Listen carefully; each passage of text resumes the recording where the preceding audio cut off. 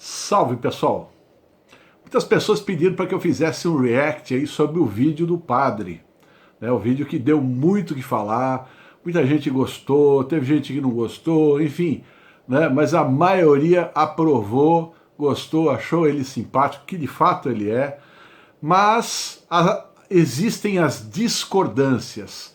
E é isso que nós vamos falar agora um pouco, né, sobre esse assunto que eu acho que é bem legal para a gente tirar algumas dúvidas do pensamento ocultista com relação ao pensamento religioso católico, ok?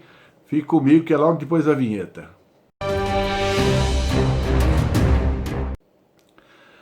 Pessoal, algumas pessoas falam assim, o padre, ele falou como um padre católico, ele falou, mas o que vocês queriam que ele fizesse? Ele é um padre, ele segue os preceitos da Igreja Católica.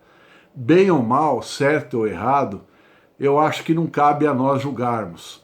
Sabe, muita gente julga a Igreja Católica, mas vamos começar a olhar para a história. Você acha que você deveria julgar um alemão, por exemplo, que nasceu recentemente por conta dos atos dos nazis? É claro que não. Você acha que você devia julgar os brasileiros por conta das barbaridades que foram cometidas na Guerra do Paraguai? Obviamente não.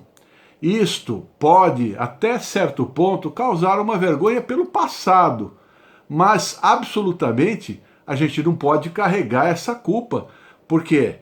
Porque não somos nós. E se formos nós em outras vidas, foram outros egos, e aquilo que a gente tiver pagar, nós vamos pagar sem dúvida nenhuma.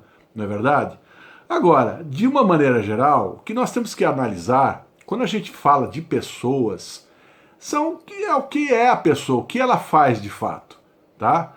Esse padre que veio e fez essa entrevista, ele tem as suas obras assistenciais. É um cara humano, um cara legal, um cara competente. Então você não pode julgar, de repente, a Inquisição, que até o Papa ele pediu perdão, né, pelos atos da Igreja Católica, por conta de alguém que é um padre que encontrou, de repente, um caminho espiritual para ele. Não é verdade?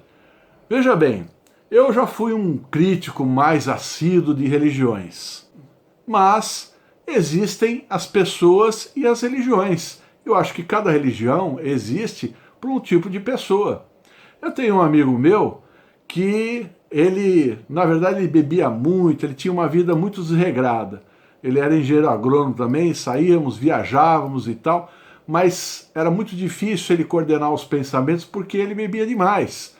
Então era até muito chato viajar com ele para trabalhar por conta disso. Ele entrou numa igreja evangélica, não sei qual é.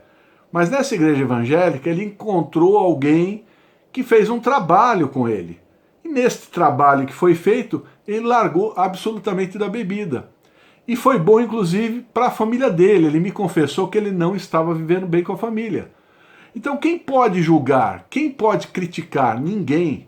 Nós não podemos criticar ninguém. O meu caminho, o caminho espiritual que eu sigo, é um caminho do paganismo. Eu acredito no grande Deus, eu acredito na grande deusa, como forças matrizes. Tá certo? Então eu entendo, eu comemoro os solstícios e os equinócios, tá? Então, como festividades. Agora, se a igreja ela se apropriou do paganismo, como de fato fez em muitas coisas, ótimo, tudo bem, não tem problema nenhum. Mas não impede que eu continue como um pagão. Agora, ocultismo não é religião. O ocultismo já é um porra louca, né? Aquele que tem que experimentar de tudo, entender de tudo, fazer diversas práticas, mesmo que quebre a cara. E foi isso que aconteceu. Então, muitas vezes, muitos tipos de trabalhos espirituais que eu fiz não deram certo. Então eu percebi que aquilo não era bom. Então você vai crescendo, você vai evoluindo, você vai estudando, sempre de um ponto de vista científico, porque são ciências arcanas. Tá? Então isto não tem nada a ver com religião. A minha devoção à grande deusa é um fato. A devoção do padre para Jesus Cristo como Deus vivo, etc., também é outra história. Agora, se você perguntar para mim o que você acha de Jesus Cristo, eu digo para vocês, eu acho que existiu o Jesus Cristo histórico, tá? E existe o Jesus Cristo divinizado, egrégora. né, que as pessoas têm devoção, entende? Então existe essa figura divinizada, isso existe também. Isso é até explicado no próprio voodoo. Existem entidades espirituais que passam a ter devotos, e por terem devotos, elas são divinizadas, quer dizer, elas ascendem a uma posição como se fossem, digamos assim, loas ou orixás ou coisas assim desse tipo, tá? Então elas passam a ser divindades, certo? Então isto é o que a gente chama de egrégora. Quando um espírito ou um ser passa a ter devoção de muitas pessoas, é natural que ele se divinize. Por isso mesmo existe a questão da igreja no que se refere aos santos. Quando o santo é católico, de fato existiu alguém, né, que era católico, devoto, etc., e que fez determinadas coisas, ditos milagres ou coisa assim, e se tornou santo, foi beatificado, depois se tornou santo, ele se tornou uma figura divina, tá? Ele foi divinizado.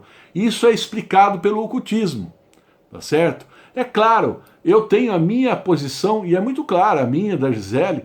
Para nós, o São João Batista nada mais é do que a reencarnação do profeta Elias. Jesus falou isso, ponto final. Quem somos nós para discordarmos de Jesus? Agora, aí você vai falar, poxa, a questão da Virgem Maria que você perguntou, aquela questão, para mim não há problema nenhum que Maria, né, tenha concebido a Jesus como um ser humano absolutamente normal, porque eu digo, existe o Jesus Cristo histórico, que podia ser um cara que foi treinado em algum momento pelos essênios, que muita gente acredita que era uma ordem, né, que descendem dos druidas, então eram médicos, na verdade, os essênios. Eles andavam com aqueles trajes, barbas compridas, cabelo comprido, e andavam e faziam curas, ajudavam as pessoas. Então esta era a ordem dos essênios, a qual nós acreditamos que Jesus Cristo pertencia, tá certo? Então veja bem, são pontos de vista, porque existem grandes mistérios, você não sabe, num período da vida de Jesus, o que ele fez. Para nós ele foi estudar e se preparar para tudo que aconteceu depois, tá certo? Agora, eu acho assim, o que nós não podemos é julgar a crença alheia. É uma coisa que eu não faço mais, absolutamente. Por mais absurda que ela possa parecer, nós não temos esse direito, até porque, se você fala, a Igreja Católica, ela se apropriou de práticas pagãs, de datas pagãs, para transformar no seu culto católico, então como é que você pode criticar, sendo que Jesus, por exemplo, Jesus egrégora é um deus solar, não tem dúvida nenhuma. E Maria quem é? É a deusa, é a representação da deusa para o culto católico. Só que eles não vão falar isso. Eles vão falar da maneira que nós interpretamos. Mas para nós é muito claro.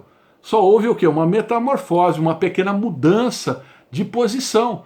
Porque as datas e tudo são as mesmas. Tá? E é claro, existem os dogmas, existe tudo mais.